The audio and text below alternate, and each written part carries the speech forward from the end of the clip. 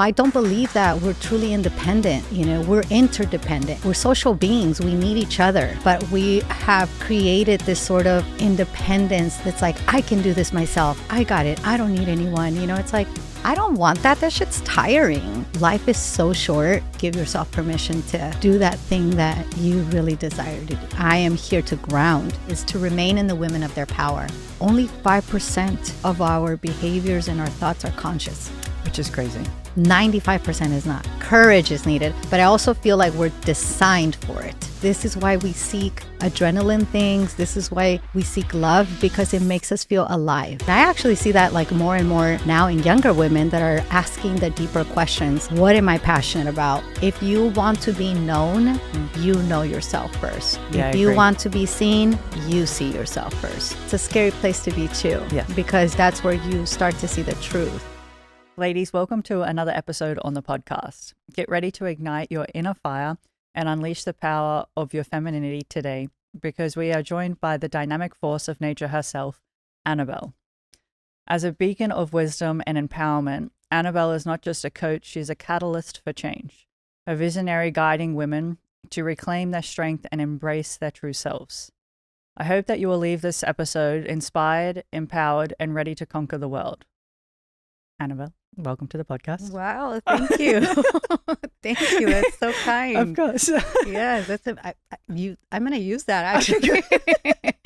Thank you. Just post it. I'm so happy and grateful to be here with you. No, thank you so much. And truly meant every word. Thank you. Where would you like to begin? Oh, goodness. That's such a good question. I feel like, where do you want to begin? Because I can go anywhere.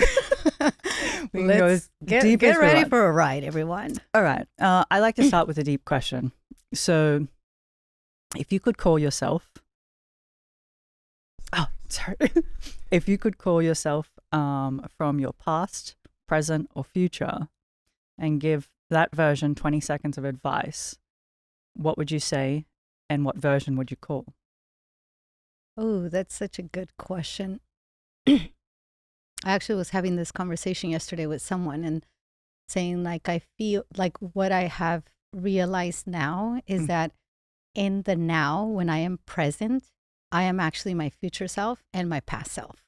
Oh. Like, there's nowhere to go and there's nowhere where I came from. Everything is right here, right now. And I feel like, to answer your question, what I say to myself every morning is just freaking do it. Just do it. Take the risk, because I feel like a lot of my life I have taken risks, but they've been interesting risks, but in a way it's always around safety, like keeping myself safe somehow. And I see how now that's the limitation that I have imposed on myself. And so, yeah, I would just say, just do it. Like, life is so short, and why not just really give yourself permission to do that thing that you really desire to do. What do you desire to do? Oof, loaded questions today. We're just going deep. Yeah, let's just dive off. Yeah. Right. So my desire, my greatest desire, I have so many desires. I feel for me, one of the greatest missions that I am here to ground is to remind women of the power that lies within us that has been cut off, forgotten, or misplaced. And I'm passionate about that, because I feel like woman is so powerful when she remembers, when she remembers that not only her source, but that she is the birther of the world. Like, literally, we are the backbone of society. And I feel that so many of us have forgotten that. And we're kind of trying really hard to fit into boxes that others have assigned to us.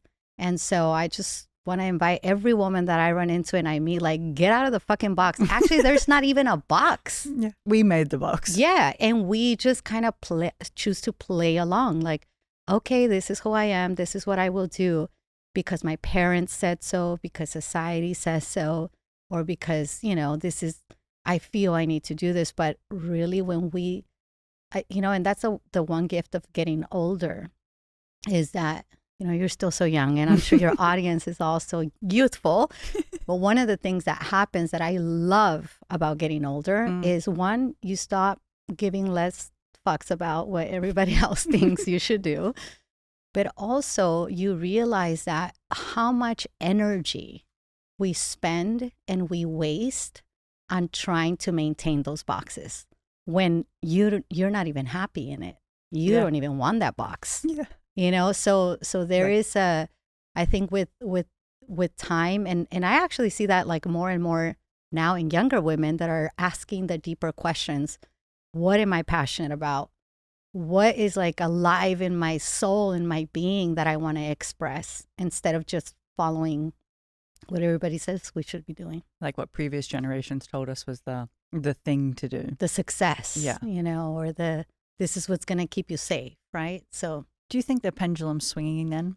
Like if we swung from the version of the woman that stays at home, is very submissive and whatnot, and then we swung to the boss babe who goes out, does everything, and go for you.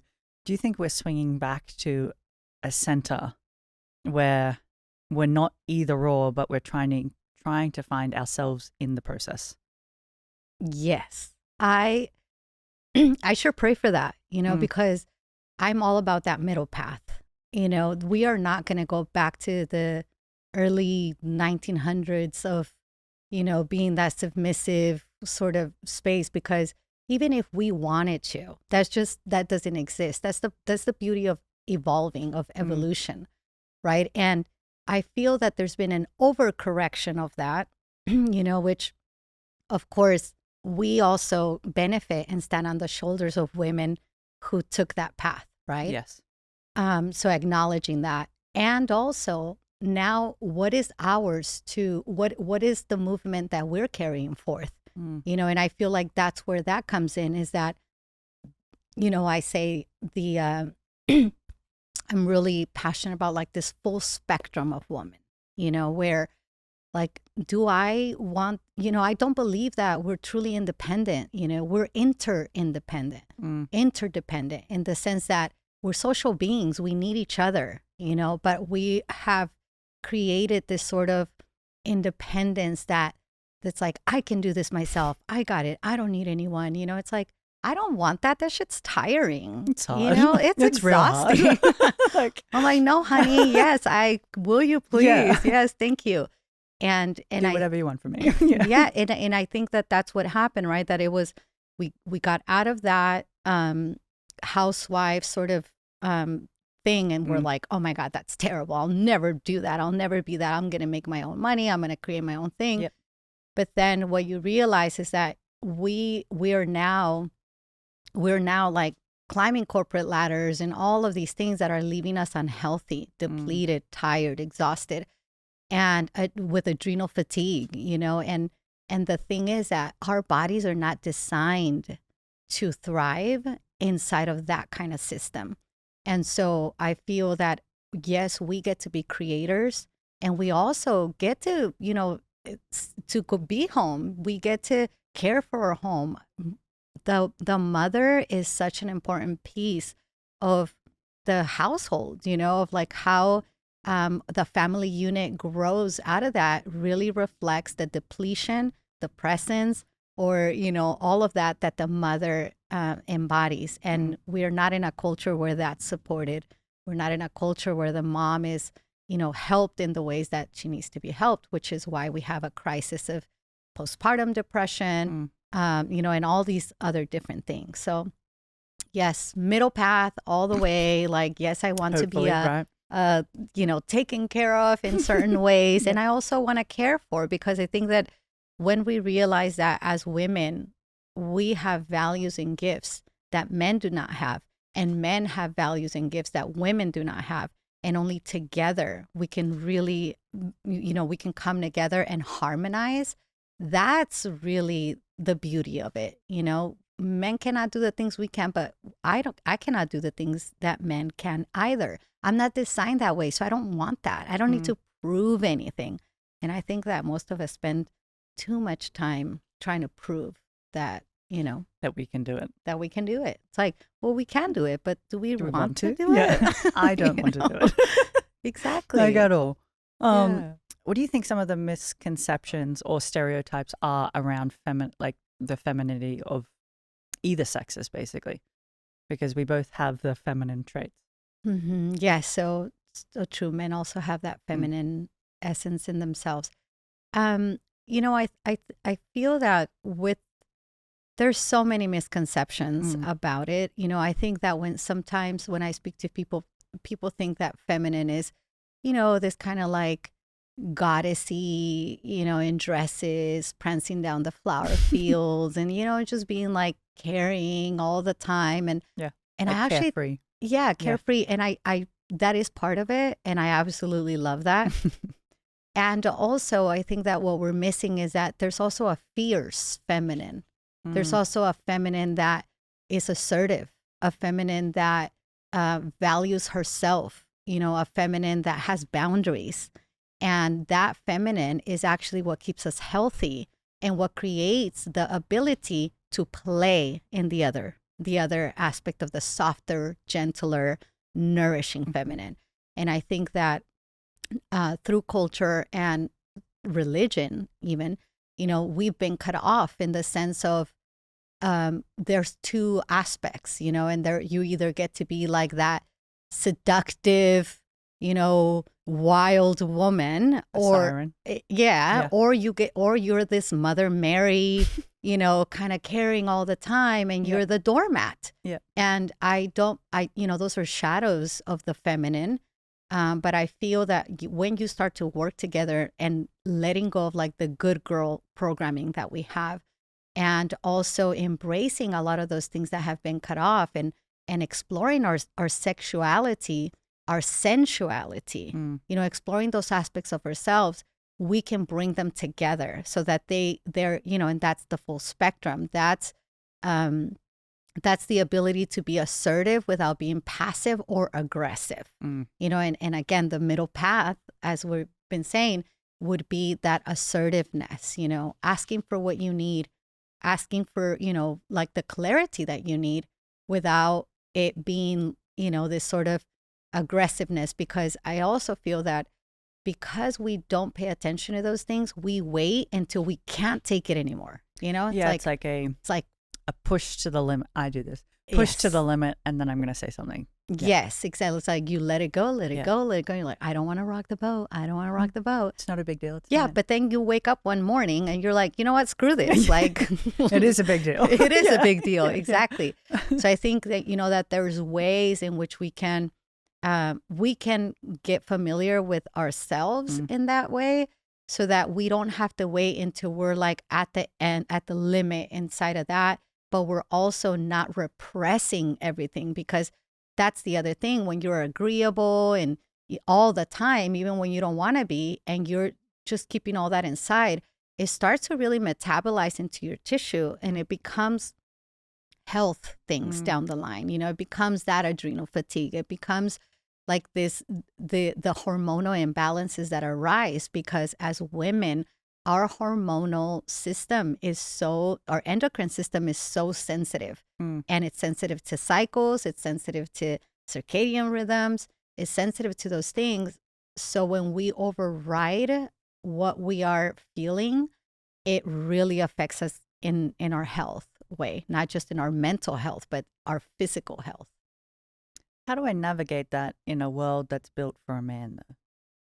Ooh, the question, this is why I have a job. This is why I have job security. So, it's such a important, vast, and, and huge question. But I really do believe that each woman has their own specific journey to that. In general, I would say, it's working with your feminine essence. And where do we begin in a practical form? It would be with your cycle, and I feel like that's such a treasure for us, but because we don't understand it, we think it's like a nuisance. Yeah, it's like, I was taught that it's like a problem. Yeah, right. And exactly. It's like, oh, why like now I'm bleeding, I can't Yeah. show up, or I feel this way. And actually that's the intelligence of the body. And when a woman begins to work with her cycle, that's where you start to reclaim that aspect of the feminine that is cyclical, that isn't always on, that needs that inner, that introspection, that needs, and that has that psychic ability. Because in many shamanic cultures, our bleeding time is our psychic time. This is when, yes, this is when we have like the ability to dream and get clarity and get guidance and a lot of those things. But what do we do typically, when we're there? It's like we're either like we're cramping and we're watching Netflix, or we're like, just eating chocolate. Yeah, we're not being intentional around, oh, this is actually a time for me to just tune into my body, tune into myself. Most of the time when we're having like even cramps and things like that, a lot of times cramps are contracted waves of emotion and pleasure. Oh, interesting. Okay, I've never heard of it in that way. Yeah. And so it's such a good time to reassess, like, where is your relationship with your body? Because most of the time, I mean, you know this, that most of the time the relationship with the body is, how do I look? Yeah, it's aesthetic based. Yeah. And then food, yes, but most of the time it's also because of how that's going to make you look, right? Yeah, I'm eating that because it's going to make me look good. Exactly. Yeah. So I feel like we're malnourished in the sense that even when we're eating super healthy, there's aspects of ourselves that are lacking nourishment, because the true nourishment can only come from that essence of loving yourself, of really being present for yourself. But we're really good about, like, wanting to be loved. We're good about expecting to be loved and valued. But the truth is that most of us don't value ourselves. Yeah, very true. Like, we're willing to give up anything and everything, including ourselves, in search of love. Exactly. Yeah. Or that outside validation. Yep.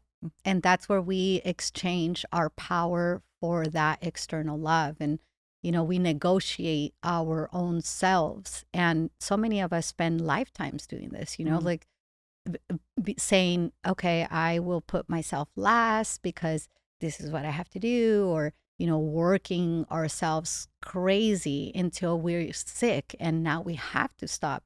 So I feel, what I've realized is that there is a way to really embrace your creator ability, your co-creator ability, and not in the grind culture that, it works for a man, because the biology of a man is very different than a woman.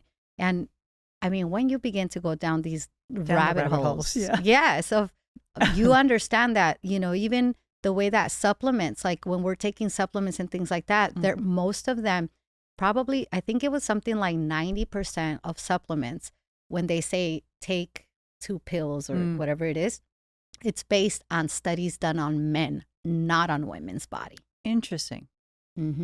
So yeah, everything that we're taking is based on a man as opposed to a female body. Exactly. And guess why?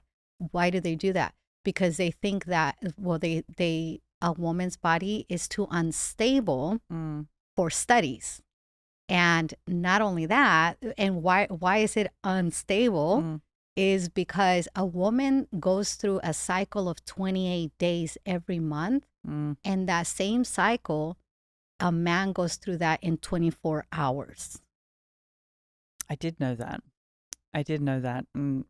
It's crazy to think of our cycle time, right? And how we feel almost weekly, right? On a different basis compared to the man's on a 24-hour. And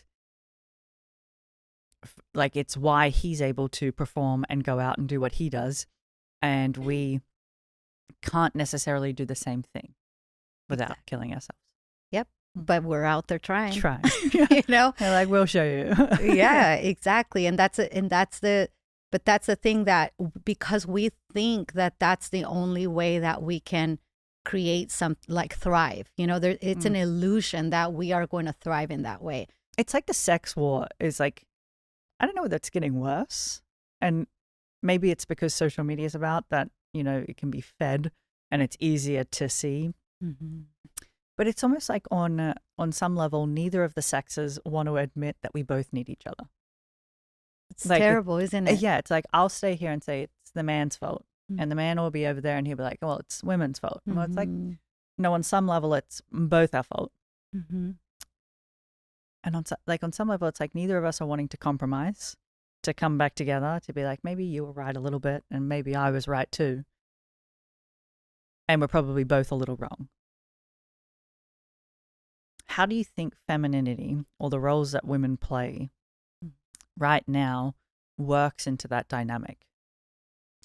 So, earlier we were talking about the overcorrection, right? And I think that there is both men and women have culturally been programmed in a way that is divisive. And I think that as long as we remain divided or fighting over who can dominate the other, right, we are going to keep seeing what we're seeing, this confusion. And yet we understand that we really can't live without each other. Yeah. It's like, right? Yeah. It's like, what is it that we want the most is like that love and sharing that with someone else. And they do as well, like men do as well. It's simply, we have been divided. We have been conditioned in certain ways and to not value the other. And that's what I see a lot in right now in society is like the men don't necessarily hold the value for women. But I feel that when we go deeper into that, at the same time, it's not their job to hold our value. Yes. Yeah. I believe it's our own. Or it's our job to know the value that we are and then set standards around that value. Because we are the ones that are allowing so many of these behaviors and engaging in them. And because there isn't enough women who value themselves and hold that standard, then, we have a lot of entitled boys in men's bodies running around. But who raised these men? Yeah. Most of the time it's moms, and again, not saying that I'm a single mom myself, and I have really seen the ways in which I have done certain things raising my son that were not beneficial in the long run, and again, so much of it comes to it like, I don't want to feel like a bad mom. We're already, with all this mom guilt. But when we're really honest, and see, that's what I feel like as women, we also carry a certain kind of fragility around truth.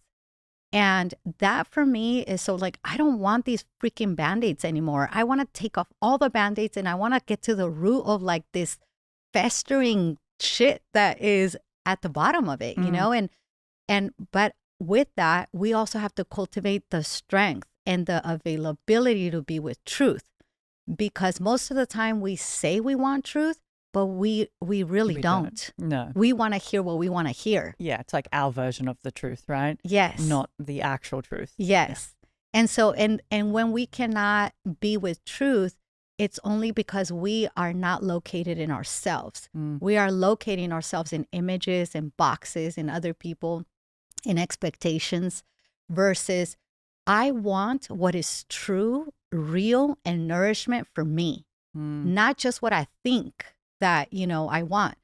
Most of the time what we want really isn't even what we want. I know, it's like we want money and titles and status and whatever else, but it's not actually what we want. Yeah. And I think that it's important, certainly, and it can include that. I love seeing women in leadership and in business because I love that. I feel that women do business differently when they are attuned to that. We are, a woman who is overflowing and doing well, she's always like looking around like, who else needs support? Nonprofits or community things. And that is so amazing. I love that. And I also feel that a lot of times, I know this was the story for me. I was chasing a success that was about money, that was about, this thing, because what I really wanted was respect. And I got that respect. But guess what? as long as I had the money. Yeah. And when the money was gone, so was the respect. Yeah. And that's where I learned, like, okay, the respect has to be a job from the inside. I have to respect myself. And in that, certainly money can be a byproduct of that. But I don't believe that when we make money, that's going to give us our happiness. It's not true. And if that was true, we wouldn't have so many people that do well and millionaires and billionaires committing suicide, getting divorces. Very fair. If happiness is an inside job or all that internal work, why do most people avoid it? Because it's not, you know. Well, it's why hard. don't you tell me? It's really hard.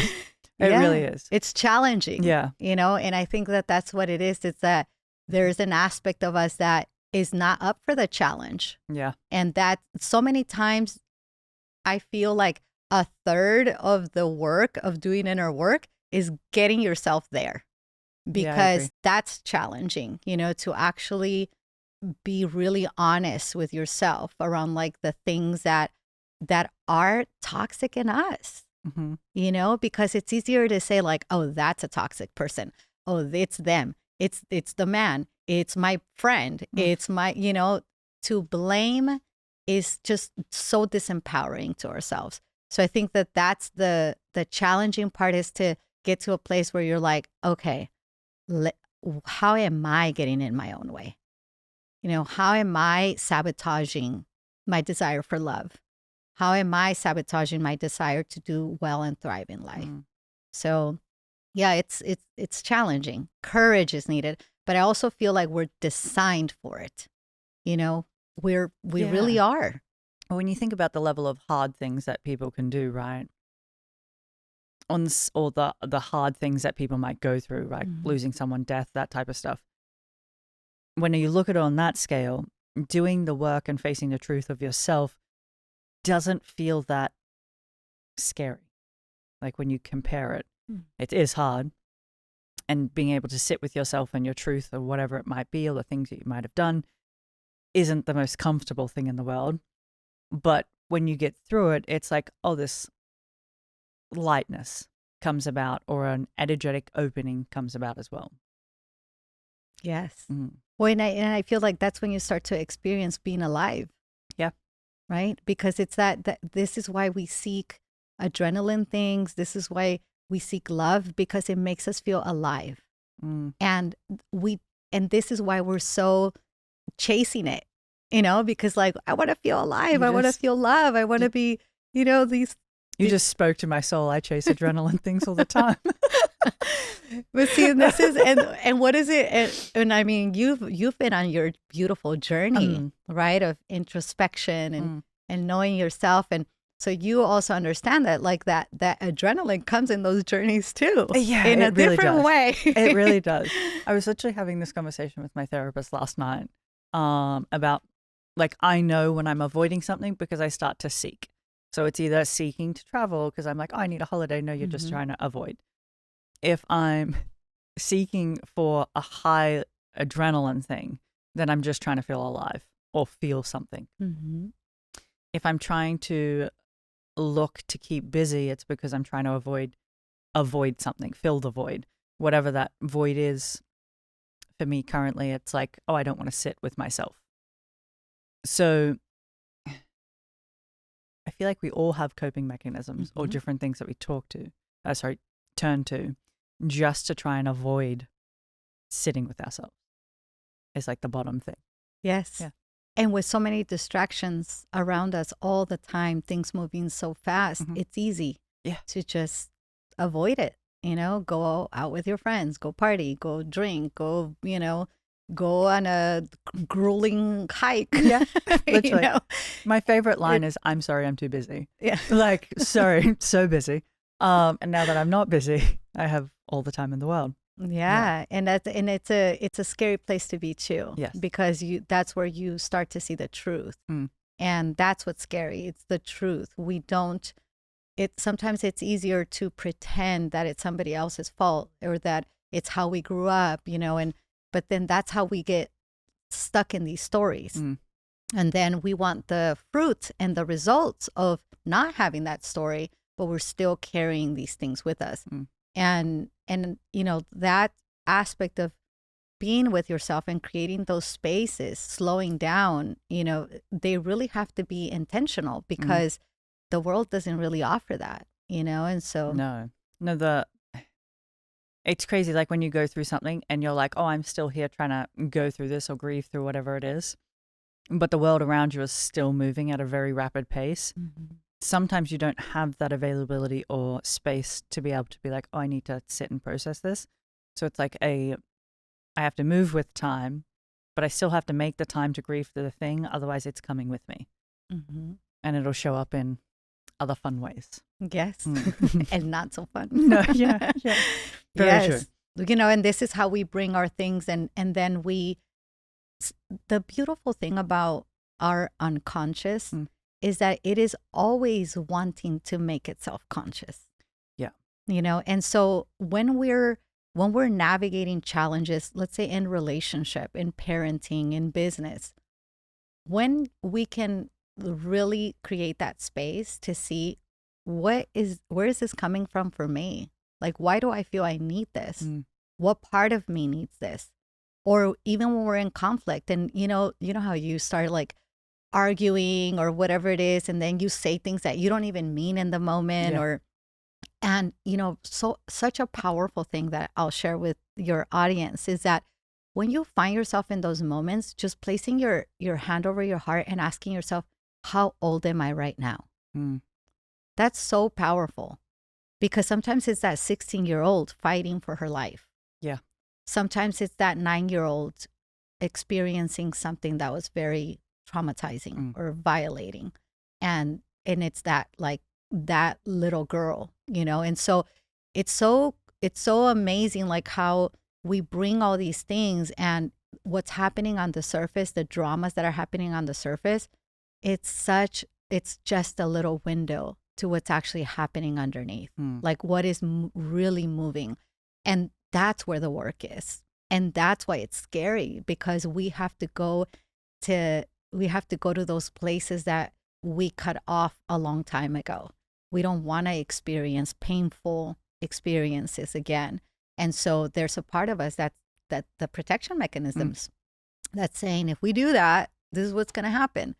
But this is where we get to show up as our grown selves and learn how to reparent ourselves in a way that is healthy. And I mean, most of us need this, who grew up with these parents, with these perfect parents. There isn't no perfect. Yeah. I was going to say, on some level, we all get traumatized, right? To the different levels of big T trauma and little T trauma, or just general life experiences. I feel like most people go through the world with rose-colored glasses. And for a period of my life, I did too. Probably still do in some ways. But they show up in versions of themselves that are outdated, like the 16-year-old self, the 18-year-old self, or maybe the 20-year-old self. Not realizing that that's the version they're showing up as, and they have a different version being filtered through their lens and perception, if that makes sense. It does, because, only 5% of our behaviors and our thoughts are conscious. Which is crazy. 95% is not. Yeah. And that's where everything else lives.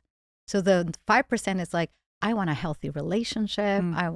This is what I want. I want a guy that treats me this way, right? And then the other 95% is like, I'm looking for someone who's going to mirror my shit so that I can finally face it, so that I can finally move through that. And so this is where like that disconnect happens, because, or even in health, like I want to get fit. I want to do this, but then, you're still digging into the ice cream and you're still, like eating the unhealthy things. Why is that? Because our unconscious is way stronger than our conscious. And we are moving through our day most of the time from the unconscious. So, and with all the distractions, right? It's just easy patterns to follow. Exactly. Yeah. And we just kind of go into those grooves. So healing is really creating awareness around around the grooves that you want to exercise in your life versus defaulting to the old programming, which is what most people do. Exactly. Yeah. Because it's comfortable and or familiar. Yeah. And it's comfortable. You know, I think that's the word. It's like we're looking for comfort. And the truth is that we were not made to be comfortable. You know, like you said it so beautifully. It's like we all have some level of big T trauma or little T that you called it, right? Yeah. And no matter how someone grew up, there are stories and versions that you're telling yourself about how you grew up. Yeah. So there is not, I've never met one person that's like, I am a pristine human with. I had a clean slate. Yes, I am a clean slate. Yeah. Because that's the part of being human, you know, and I think that's what these challenges create for us. And what we have forgotten is that it's not so that, you know, we become resilient in the sense of like, I can put up with all this crap and I'm going to be resilient, but rather that it shows you that you can create meaning from whatever happens to you. And that's where our free will comes in, when we're able to be conscious and say, you know, this happened to me, and I can either become like trapped by that story, or I can create a meaning that is going to allow me to amplify a greater version of myself. And it's, you know, it sounds easy and amazing, but the journey is not so much so. That's hard. And you go backwards a lot. Yeah, the spiral, right? Like you kind of come back to it. It's like peeling an onion, you know, it's like layers and layers, and it makes you cry. Yeah, a lot. You feel like you've got to the point and you're like, jokes, there's more. It feels never ending, because on some level it is, because we're constantly going back to quote unquote heal a past version of ourselves. But I sometimes wonder actually what it would be like if I didn't take the rose-colored glasses off. Like if I just kept living blissfully unaware of my patterns or whatever else. And would I still be happy? And I think surface level I would have been, but still like screaming on the inside would be a great way to put it. Yeah. You know, a lot of women say that that's what they feel. Like there's a version of them screaming on the inside. I can believe it. Like, yeah. I think, well, personal experience, right? The last, I don't know how many years, but definitely I could say I feel like I have that version that's in me that just wants to maybe be seen or be heard. But you can also see it in other women. Right. And so that's and again, I feel like that's the dragon power. That's what I mean. It's like a dragon that lives inside a woman, you know, when you don't learn how to work with that dragon power, you become disempowered. And that's the silent scream that's inside. That's what wants to get out, and it will find a way. It will find the unhealthy ways. Yeah. You know, and so for me, I feel like it's so important. That's our innate, like our womb power, you know, because the womb is able to birth, you know, and if I've been in births before, and the power that comes through a woman's body in that moment of birth, birth itself. It sounds hectic. Like, it's intense, you know, but, and what happens after that though, you know, it's like, I saw my niece. It was so powerful when she was born, and my sister, you know, and I was there with her in that process, and just what the body goes through, and the pain that we think we cannot tolerate, but our bodies are designed for, you know, and then an hour later, like nothing happened. Like, she is just so in love with her baby, and, you know, all this bliss hormones and, you know, all of that. And this is the intelligence that we have forgotten, and the strength that we have forgotten that we have. So we walk around like, you know, like we're a fragile little flower all the time, or trying to prove that we're not. Yeah, there's like no There's no balance Yeah. between the But a fragile flower. woman, Yeah. a woman is a shaman. Like a woman knows how to walk in the depths and in the heights, and when she is tapped into that, there's a conviction that is of spiritual nature that is beyond anything that one can experience, especially with rose-colored glasses, because it's and I say that too, and I think that this is why it's so amazing, the intelligence that is not left to our choosing. Because if we were allowed to choose, we would stay on that surface all the time. I would have been like, yeah, I'm good. Thanks. Yeah. I'm not trying to go to any underworld, any grief, Yeah. And yet there's a part of me that's more intelligent, that knows that there's something greater, that there's a higher aspect, that there is something that you're here to gift, that there is something that you're here to express that cannot be powerfully expressed with those rose-colored glasses on.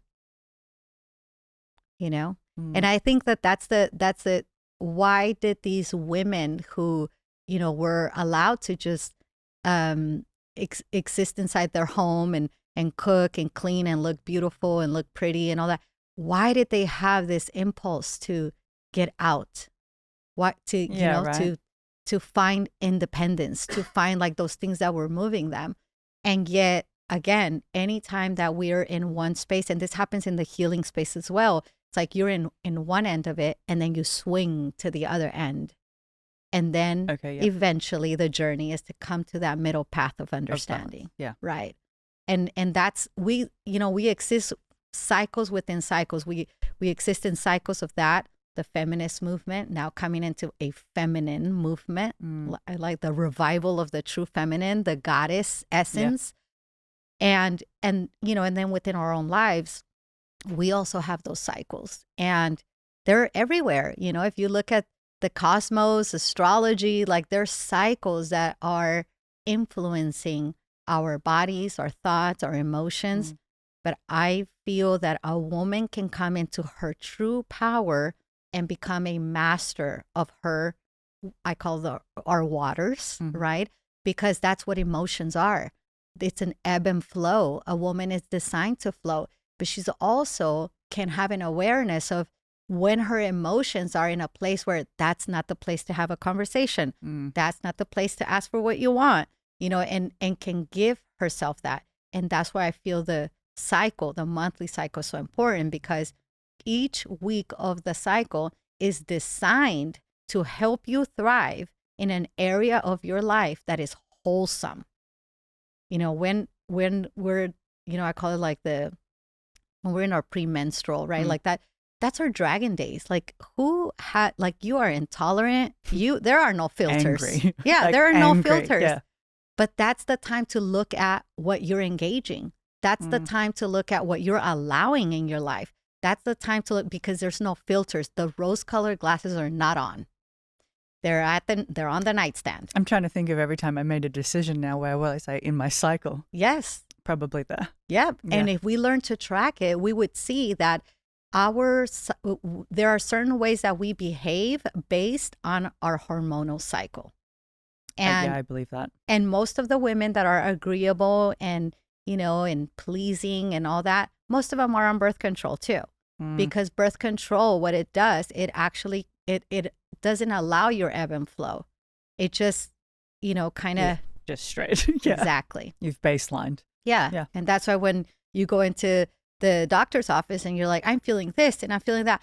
Oh, it's your hormones. Let's put you on birth control because that's going to help you. Well, it's all treating symptoms, but not getting to the root that you are a cyclical being in a society that does not honor, value, or acknowledge that.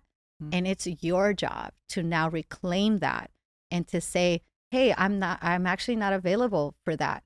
And that's where now comes the challenge of like, oh my gosh, am I really going to say that? Like, I'm not available for that, or for that meeting, or for, whatever it is. And the more you cultivate that, the more you come into that like fierce self-love. And that fierce self-love we're not meant to just stay in that, because again, I'm not talking about a narcissistic kind of self-love and selfishness, right? But sometimes that's the journey. You have to be a little bit selfless in Yeah. order to become useful to other people, really. Yes. And that, and, you know, and a lot of times, like when I'm working with women too, like one of their challenges is it feels selfish.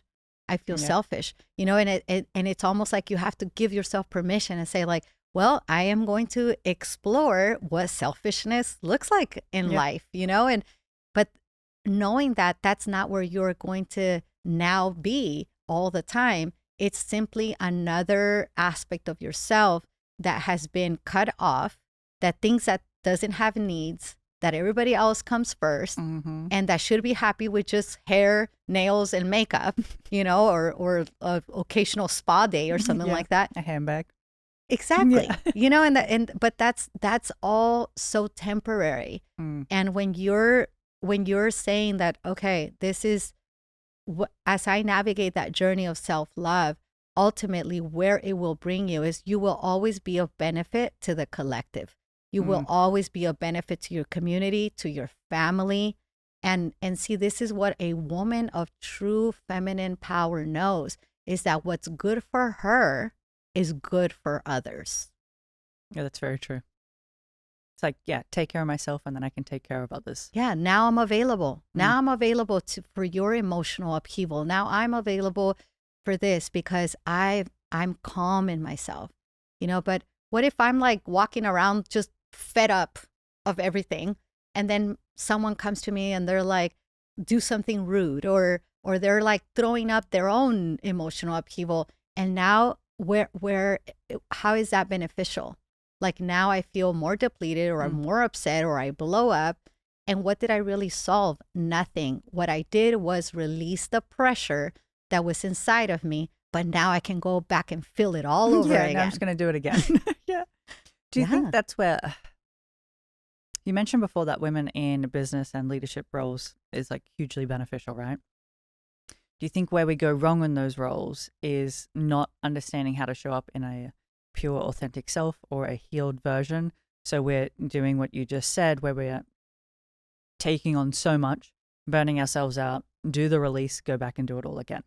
And it's not really helping in a way if we're continuously trying to take on so much, but not be able to move things in the direction that we want. So I think my question here is, how do you think women in leadership positions is beneficial? Well, women who honor themselves in leadership positions naturally create harmonizing environments because they are holding others to those same standards and values. And I feel that a lot of the times, you know, women are amazing at supporting the visions of others. And I cannot even say like how many successful male successful people actually who is behind the scenes. Yeah, it's like, yeah. But then when it comes time for us to show up for ourselves, we have such a challenging time because we are conditioned in that way that I'm going to give it all. I'm going to believe in you. I'm going to build you up. I'm going to invest everything of me into this. Yes? Yeah, I've heard that before. And I mean, here I am in confessionals too, because I have continue to do this. Let me give you everything. Yeah, but when it comes to that, it's like when we begin to value those cycles, not only are we softening ourselves to ourselves, but we're becoming more authentic into what really what feels good for us, what is healthy for us, what allows us to thrive, and then that's how we create. But when we're leading from mimicking how men do business, you know, that's exactly what we're doing that roller coaster of like, okay, let me feel myself. Okay, now I had this blow up, and now I can, I'm fine again. But are we fine again? Because what happens now is that now you're guilty. Like now you feel guilty. You know, I like saying, because this was my pattern. That aspect of like how powerful the energy in our bodies is compared to the sun.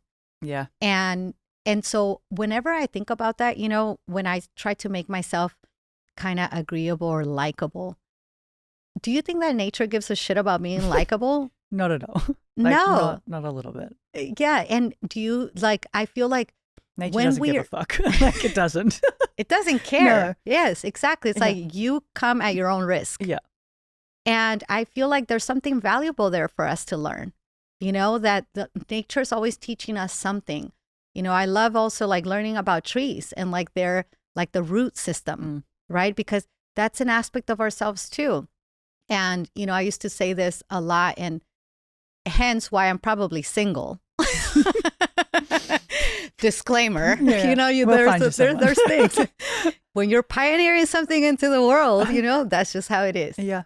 But I feel that I want to be appreciated as a journey, as nature, because that's how I want to appreciate my partner. I don't need my partner to be perfect, but I need them to be authentic. Yeah. And I always am so curious about how, how when you're going to go climb a summit, when you're going to go take on an adventure, when you go to the heights, when I go do it, do you not prepare? Look, I think half of my adrenaline comes from not preparing. So is that helpful? No. But it's like the excitement that I get from not being prepared. I don't recommend it. It's usually like a day or two before that I quote unquote prepare myself. And even, and I think that even if you did prepare, you can only prepare so much. Yeah. Because the unexpected is always there. It's coming. Something can change, something can happen. And I feel like that's how we are as well, and so if someone can, like, you wouldn't go to Mount Everest like that though. Oh God, no, right? I'd die halfway up. I did go to Half Dome and hiked it. So Half Dome's in Yosemite, and I hiked Half Dome at nighttime. So it was like there was nothing that I could have prepared for at that time that would have prepared me for that night hike. Like I could have had all the tools and equipment, but if a bear was coming out, that's something that I can't realistically prepare for. Yeah. And do you, like, I feel you're so courageous, by the way. Like you have courage. Thank you. And that's Adrenaline. Inspiring. Yeah. And also I think that can, so I want to like unravel something here with you in the moment, right? Let's do it. Just how, that aspect of like, I don't prepare for it, I just go for it, and the adrenaline. Do you approach relationships like that? Oh. Shit. It's getting real, y'all. So yes and no. Like, I haven't been in a great deal of relationships to be like, I can pinpoint the moments. Like I had my marriage, which was a span of just under 10 years. And then the high school relationship, I don't really feel like you can throw in there too. But I do throw myself into things. So if let's talk about the relationship, right? So if I do throw myself into it, it's because I want to give this person everything of me, as opposed to trying to give 5 people some part of me. Is that helpful? Probably not. Yeah. Well, I mean, it is ultimately, that's what we long for, right? Yeah. To be able to be, it's a longing and a biological urge to merge, right? And I feel like that's where the awareness comes in, because when we're not aware, we can go into the toxic places and confuse them. Yeah. We can, like, I'll tell you, like, from my own journey, I used to confuse the need for containment of like big energy and wild energy for control. So where I wanted a container and a commitment and a partnership, that valued each other's power, my body would respond to control. So I would call in these or attract these partners that were controlling and dominating, because my body was confused. My body was saying like, oh, this feels like that because this is what's available. But the more that I realized, well, if I, and by the way, like I saw this really funny thing of like, if you put all your exes in a row, you can see your mental issues. Oh, for sure. Like, for sure. You can really get down to your to what's that was actually like, I think I've talked about it on my Instagram before, but that was the first thing my therapist had me do, was so list all my helpful. exes, and then pinpoint how the relationship started, how it ended, how I was treated and how I treated them. Mm. And a pattern would be created. And then from that, go back to the family origin Mm-hmm. and be like, how was I in that dynamic? How did I show up for everybody else? How was I treated? How did I treat them? All exactly the same. Which is Very fun. insightful, huh? Yeah. Yeah, and that's the beauty that you get to, and that's where the truth comes in. Yeah. And the availability for that truth, because you had to like See take it. responsibility in that even though there was others that were involved in this, at the end of the day, you're the one that's in all of them. Yeah. You know? And I think that's really valuable, because that's where you start to see why we keep repeating the same situation with different people. Mm. You know, and that's a pattern, right? And the only way to really interrupt that pattern is going to be to take responsibility for the aspect of ourselves that is allowing and agreeing that, engaging that, right? And attracted to it, because that's the chemistry. And that's the other thing, like our chemistry is not very reliable. When you're and our chemistry changes throughout the month. Did you know that? Go figure. Sorry. Go Yeah. figure. Yeah. Like just an extra thing. An extra thing. Yeah. That your chemistry you know that there is this this book, I can't remember the name of it, but I'll get back to you with the name of it. But it talks about how in our cycle, each face of us is also attracted to a different kind of man. I believe that. They even talk about when you're on the pill, you're attracted to a different type of man. You come off it, you'll probably no longer be attracted to your partner if you have one. Yep. Which I find incredibly interesting. Yes. But it's also incredibly unreliable. Yeah, it's very confusing. Yes. Yeah. So but that's why, I mean, it's like not only becoming aware of our biology and like what's happening, but having that greater awareness, that understanding that, okay, my feelings are not reliable right now. You know, let me be with this for 2 weeks so that let me get to know this person, rather than like meeting them and like, oh my gosh, they're my soulmate and that's it, you know, but rather like taking that approach of like, let's see through different changes, how it feels, who am I, what do I want? Because that's where we compromise. That's where we, you know, also accept things that we think that'll change later. I can change him. Yeah, I can fix him. You know, that I'm going to be, he has a record of being this kind of way, but I'm going to be the one that's going to be different, you know? And it's like, no, sorry, honey, that's not going to happen, you know, because change has to be self-sourced. And if that person isn't willing and, you know, willing to change, and you know how much it takes. We've been talking about the courage it takes to change and to heal. If it's not coming from them, then it's going to be really challenging for someone to make those changes. So it's kind of like we're lying to ourselves, right?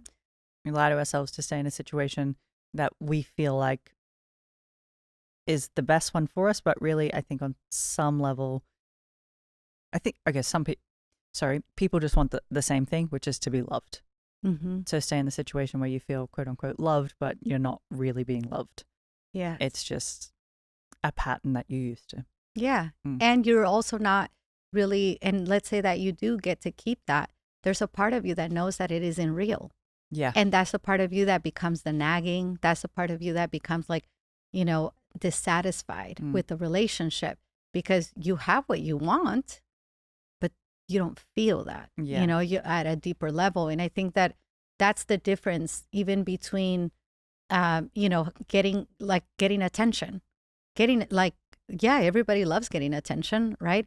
But when you're doing everything for the sake of attention, you're not really getting what's deeper. You're not getting what's like what you really want, which is to be loved. Yeah. Which is to feel loved. And I think that that's where, when we stay on the surface level of things, that's where we have these quote unquote wants, Mm. but they're not really what we truly want. They're just the ways in which we think we're going to get what we want, or what our bodies or souls are calling for. Mm.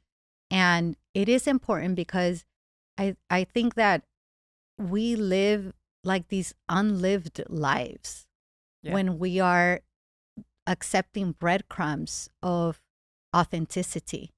But it is so important to know that the first one that has to be available for truth is you. Mm. I have to be able to accept someone's truth and to accept it as truth, as their truth, and then I'll know what to do next.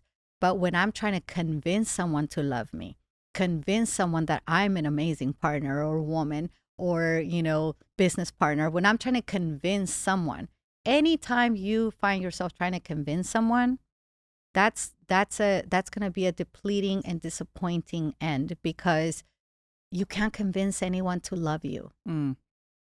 Or like that, and you enough. can't love them to loving you. Yeah.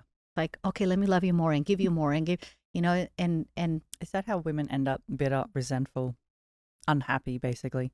absolutely. Or shells of who they are. Or just, give up on love. Yeah. Kind of like, well, I'm going to focus on me and my career and screw this, I'm not available for it. And yeah, there's so many ways in which we come into that disappointment. But one thing I want to say, and this is a lot of people don't like hearing this when I say it, but Well, that's my job. It's fine. It's fine. And only because it comes from like such a fierce love for woman that I feel like when we talk about like taking off the Band-Aids, there's a gift that woman has that is manipulation. Mm-hmm. We are manipulative. Highly. We can say we're not all day long. And it's not necessarily that it has to be something that you're proud of, but to see how that functions to get love is so important. Because when we are not accepting someone's truth, or like that instance I said, I can change him, he will change for me, we are manipulating that situation to get what we want. Yeah. And when you start to get real about that, when you start to say, let me find the ways in which I manipulate others to get what I want, not to judge yourself or make yourself wrong, but to be honest with yourself, because that's the only way that it can shift into influence. Do you think women, like I personally know that I'm highly manipulative in ways. I've looked at that aspect of myself. Do you think? Look, we all are. Oh, well, right. Most of us. So my question would be, do you think most women are aware that they're highly manipulative? No. I think that a lot of us are in denial of it. Interesting. Because it's such a bad thing. Yeah. It's not something that you get to parade around or be proud of, right?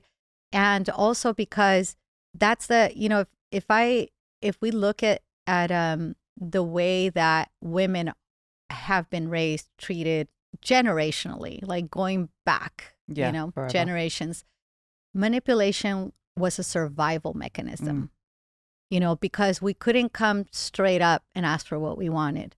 We couldn't be direct in many ways without being punished or even burned at the stake. Yeah.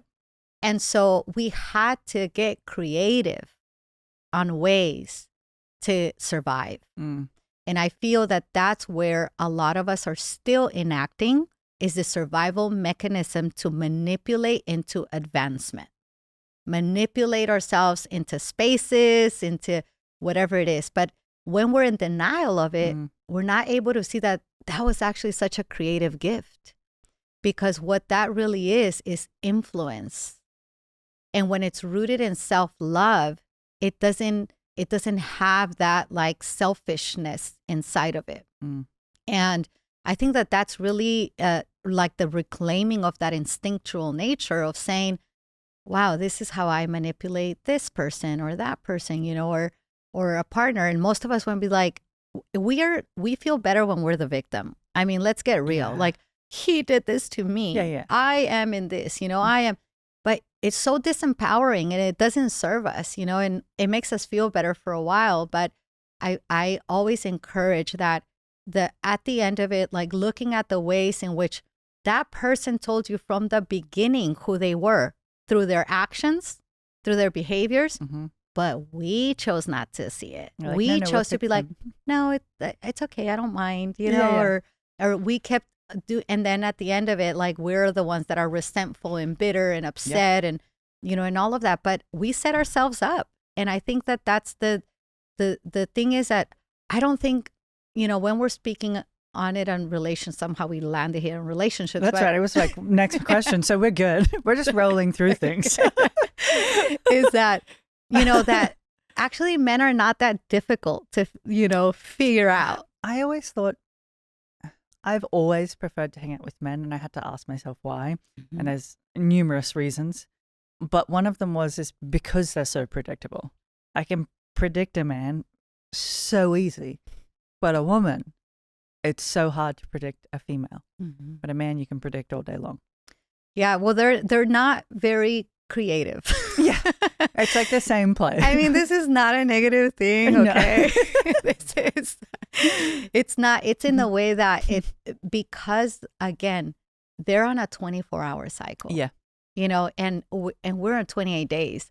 We are just a lot more complex, and I think that allows for more things to be distorted.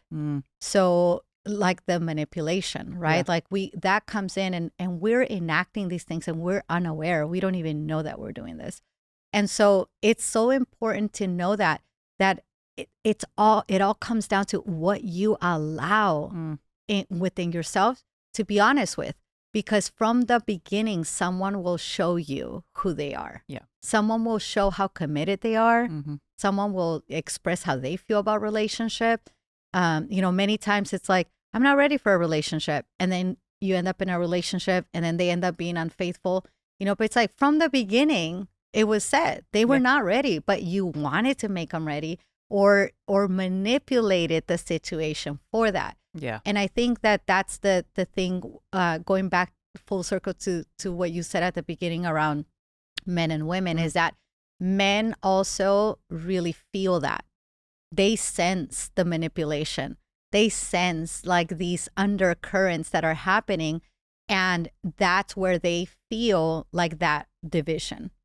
Because no man wants to be manipulated or feel like they're being made to do something that they don't want. Yeah. And most of the time, this is unconscious, by the way. I was going to say, does a man have to be in a healed version or a healthy masculine for him to be able to notice that, as opposed to operating from a wounded masculine or unhealed place? Yeah. Well, I believe so, because it requires awareness, right? Yeah. I think that a lot of the men who are not self-aware are going to keep playing out patterns that honestly don't apply to us, because I feel like there's an aspect of that when you're self-aware, you do invite people who are a little bit more aware of themselves into your life, because that's part of the evolution, right? But I think that there's a lot of men out there who are now realizing a lot of things around like the relationships with their fathers and their mothers, and exploring that and how that plays out in relationship and who they call into their lives. And so yes, I think that there is that awareness. I feel like a lot of times they don't know how to articulate that or identify it, because again, we were not taught how to do any of these things or have the self-inquiry for it. And I do feel like just, we talk about like, I love women. I think that we are such an important, powerful energy in the world.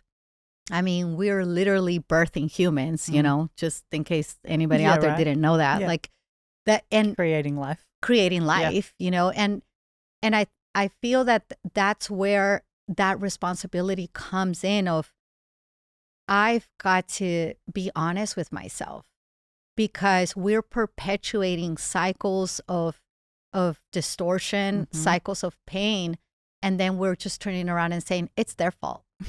It's their fault. So now let me go find someone, And I think the other thing with that too is that we confuse empowerment. Like with so much talk about empowerment right now, is that there is this, some women really think that their attitude is empowerment. Yeah. I was going to say some women think that being able to post whatever they want with however much clothing that they wear is empowerment. Yeah. As well. And not to say that it isn't, Yeah. but it's a small part of it. You know, Yes. again, do whatever you want with yourself. You know, there is You do you. yeah, because we all have different journeys and different phases in time. Yep.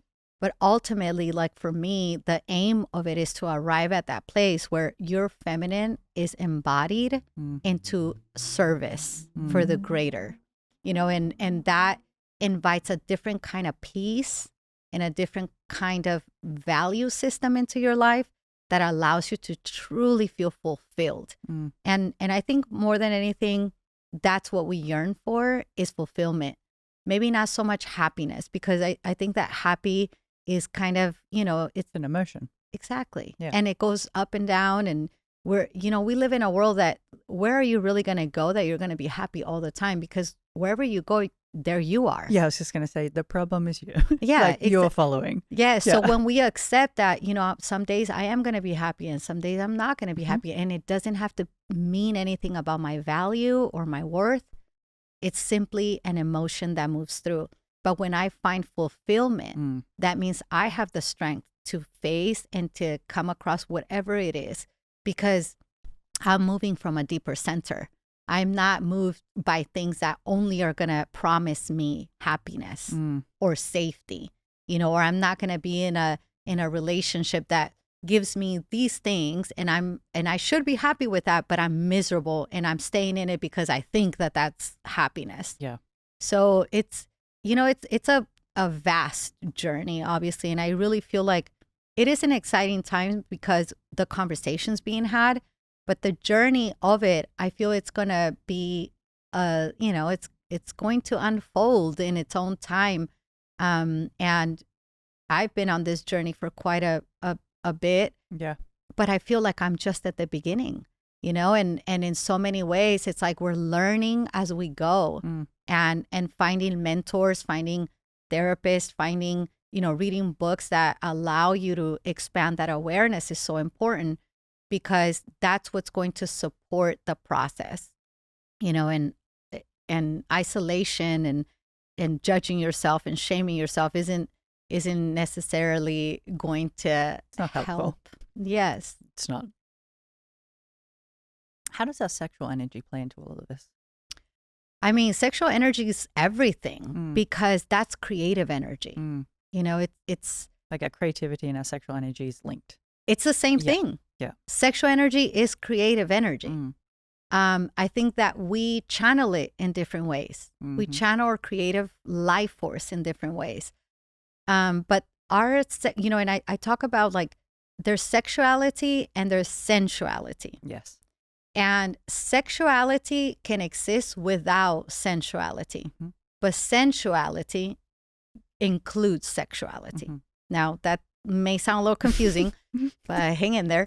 Well, what's the difference between the two? Yeah, so the difference is, sexuality can be an act. It can be, it can be just me feeling sexual, like I just, want to have sex and that's it. Thank you very much. And sensuality is a way of life, is how I engage everything that I do. And when I am engaging, let's say, sexuality through sensuality, I'm opening up to a deeper feeling, to a deeper presence. Sensuality requires presence. It requires me to be attuned with my body, to like slow down, to like feel things, and sexuality doesn't have to include any of that.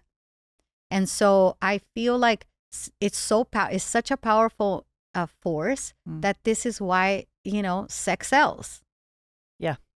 Because we all yearn for it. We all yearn for the full expression of it, but we are also traumatized in so many ways that we keep re-traumatizing ourselves sometimes.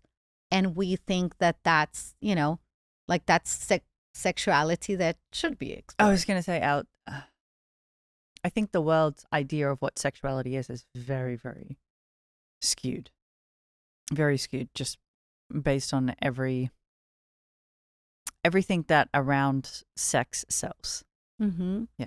Yeah, and I think that like sex is such a sacred act. For me, the more that you come into your own self-awareness, you start to realize that. And it's something that you really can't explain to someone unless they have to experience it, because so many people are numb or disconnected in a way that what you're saying is like, okay, sure, whatever. Like that's so old school. That sounds, but the more sensitized you become more sensitive to these type of truths. And you're like, okay, yeah, we are not the same. And it's not a bad thing. It's a good thing. It's a good thing. And it is something sacred. Like, why would you want to gift your temple to any beggar that comes along? Like, it just doesn't make sense to me. I mean, you're right. It's like we're longing and yearning for a king, but we receive any peasant that comes along. Yeah, well, yeah.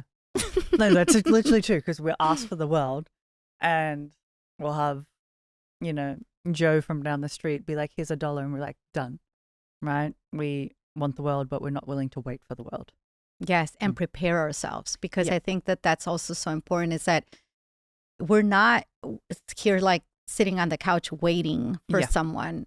We're preparing ourselves in the way that I want to be the best version for that person when they come along, because I want to be able to recognize that person and I want them to recognize me, and to be met in that same thing, rather than like, I'm just one of 20 available yeses at 2 a.m. It's like, no, I am certainly not going to contribute to building that kind of reality. Yeah. But I don't think. But again, ladies, I am 44, so I've learned a few I was going to say, here and there. And maybe I'm wrong here, but I don't think women want to realize that we have more power than we give credit. Like, we hold the key to a lot, but we're pretending like we don't, when in actual fact we do. Yeah. We're addicted to being damsels in distress. Well, yeah, it's like we want a man to come and save us because that's what we were told. Yeah. And I'm not 100% sure what men are looking for: someone to take care of them or someone to rescue. Yes. Yeah. And again, this is where we're engaging our wounded selves, right? Like there's those expectations. And then, I'll share with you this experience that I've had, is that when I began to step into my power in the sense of expressing, in the sense of like what is really authentic for me and showing up, in that authenticity in my partnership at that time, because I was with a powerful man, and he began to feel threatened by that power. And so what was rewarded from me was when I would go into damsel in distress. So we would enact this, where I would get to a place where I'm just like, I'm in tears expressing what I want to express. And that's when the kindness would show up. That's when it was like, oh, let me help you. Let me help you. Yeah. And I think that again, it wounding from both of us. But the awareness of that then comes in that now I have a choice.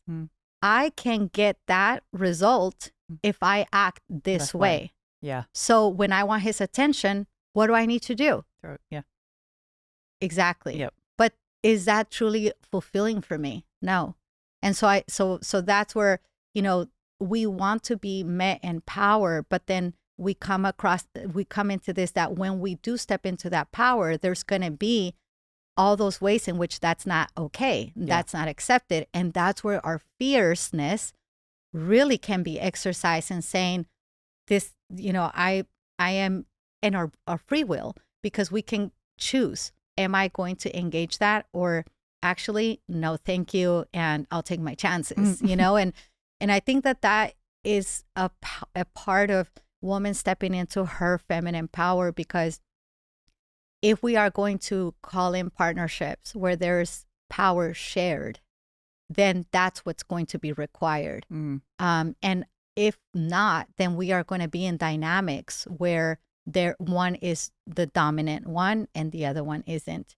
And so, and I think that that's where for many of us, it's like we're waking up to this yearning for something of a deeper nature, not just provide me with my bills paid and protect me in that way, you know, which by the way, I mean, the way that men are looking nowadays, they're not very good protectors anyway. You know, how many, I know so many women that have now stepped into that, like where they're the ones investing the money and the resources into men.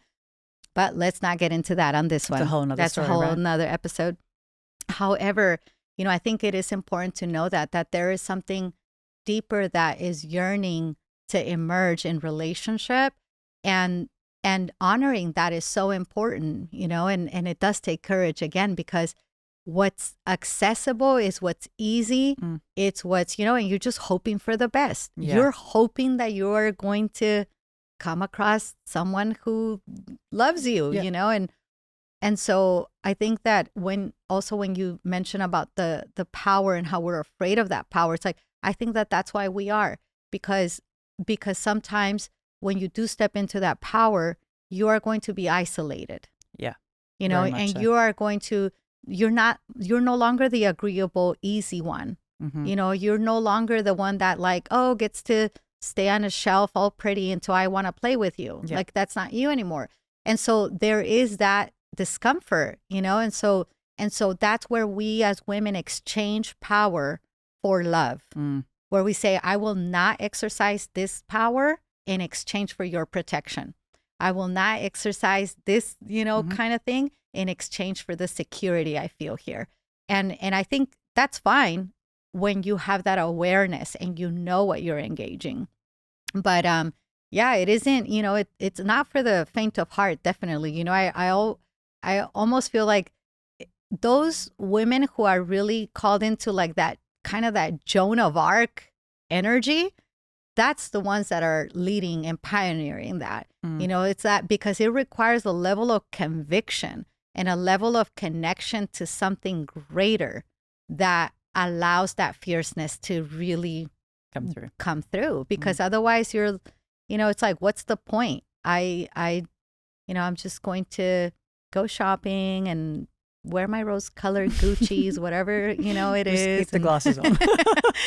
and that's fine. And that's fine. You can do that. But I think that for many women, that's no longer an option. And I agree.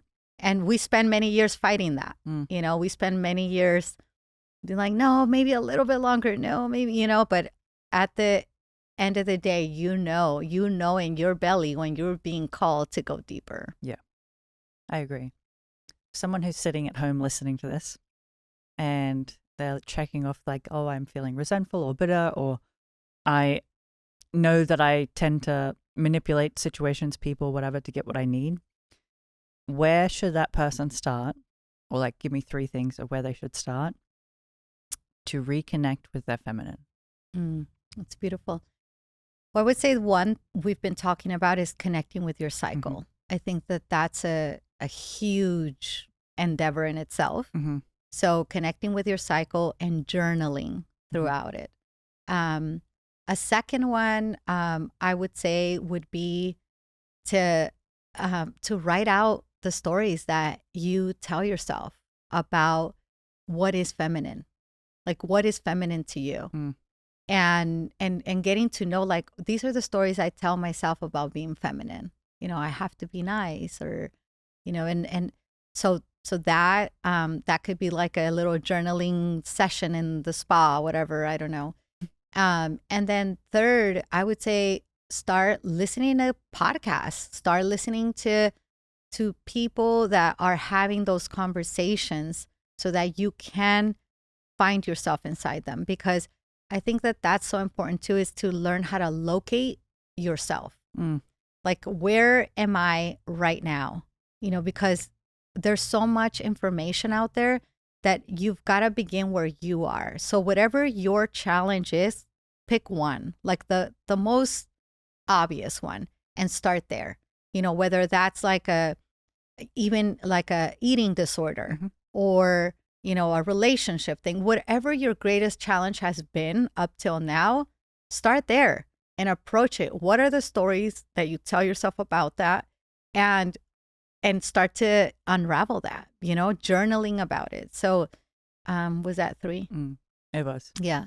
I think it's so important that if you want to be known, you know yourself first. Yeah, if you want to be seen, you see yourself first. Yep. Yeah, it's like if you want truthful people, be truthful to yourself. Yes. Rose-colored glasses. Yes. And then you know what? What happens is you start to engage people who are honest, and you can begin to trust people again. Yeah. Because they know, they can feel that you can handle truth. And that's the one thing, like for me, it's a non-negotiable. It's like, don't tell me what I want to hear. Tell me what the truth is. And then I am a grown woman and I can take care of myself. Yeah. I agree. I feel like people have a tendency to tiptoe. Actually, we probably do it to each other, where we tiptoe around the feelings instead of just being like, this is how it is. We can handle ourselves and let's move on. Yes, absolutely. And, for me, I have an extensive history of dishonesty, and in my younger manipulative abuse of power years, that was one of the things that I was very dishonest, but it wasn't because I was, I would excuse it and say, I don't want to hurt their feelings, and I don't want them to be upset. But the truth was that I didn't want to deal with that discomfort. I didn't want to deal with someone being upset at me, or with someone like feeling like I'm disagreeable. Yeah. And so then I would go in other ways and like still do what I wanted to do, but hide the truth. And so that's so important, because whenever we cannot be direct or honest with someone else, is because we cannot accept that it's okay to feel like you disappoint people. Yeah. It's okay to, have people not be happy with you. And we're so conditioned around that. Like, it makes us a bad woman, a bad person. Yeah, and we don't want to be seen in a bad light. Sorry. We want to pretend we're perfect. Yeah, I was going to say, keep the facade on as long as possible, where we could do no wrong, could do no harm, but in actual fact, we probably have. Yes. Or we have at some point. Yeah. And until we accept that, we are not going to be able to put the weight down, because it's like the more that we try to reject it or go away from it, the louder that it gets. And that's when we're going into the inner work, it feels scarier than it is. Yeah, I agree. Yeah. It's like as soon as you dip your toe into it, you're like, oh, this is not that bad. And the like, it's obviously easy to point the finger, right? And be like, oh, they did everything. Pointing the finger back at yourself is just the quickest and easiest way to get through the work. Be like, what did I do wrong? Why did I stay? Yeah, you might have treated me X, Y, and Z, but I stayed. Why did I stay? In what way do I feel low of myself, or I don't value myself, or I wanted to end up in a situation like that? Yes. And why do I invest in others more than I invest in myself? It's a very good question that I'll ask myself that tonight. I mean, I'm still exploring this, it's like that's, and that comes down to that aspect of that self-worth. I think that so many of our things are around the lack of self-worth. Yeah. That so many of us don't even want to be alive because we don't feel worthy of living. Yeah. And that's it, again, exploring that is for women, especially. It's like, how come it's so much easier for me to invest in another, hold another's vision, work my butt off for another. And when it comes to me, I just need to look good and perfect. Yeah. That's literally what I'm working through right now, as to why I can help somebody else create exactly what they want, how they picture it, or I can project that picture further than they can. But to do it for myself is like an impossible task, or an impossible mountain, it feels like. Yeah, it's challenging, but that's your rebirth. That's you learning how to birth yourself, and I think that's that's one of the values of the feminine that I feel is what really is lacking in society, is that our invisible values, because they're not tangible, they're not quantifiable, they're not valued. And the ability that woman has to hold someone's vision, to really hold that like womb space for a vision to be gestated and birth out into the world, is one of the most powerful things that woman has, and one that men utilize without even knowing. They think that they're building their businesses and their success themselves. But if you look closely, you will typically find a woman who was the support, who was the nourisher, who was the caretaker for that vision to become expressed. And I think that that's where we're remembering, it's like the power is here. It was never out there. So can I tap into that power for my own life, for my own community, for my own family, instead of just begging practically someone to please take me in. I will help you do A, Whatever B, you want. C. Yeah. Exactly. Yeah. And again, I think that's where a lot of the bitterness and the resentment comes from in the long term, is that we are so good about investing into others. But the call today is invest in yourself and your own inner journey, because until you're truly wealthy in the inner being, the wealth that you can access externally is not real. It's not sustainable to your body. I agree. 1000%. Anabel, it has been an absolute pleasure. I feel like if we don't stop talking, we'll continue talking. How long has it been? 6 hours? We'll just keep talking. Yeah. So we'll wrap it up, but so we'll nice. definitely have another episode where we can do this all over again. Yes. Thank you. Thank you so much. Of course, Thank it has been an absolute pleasure. Thank you.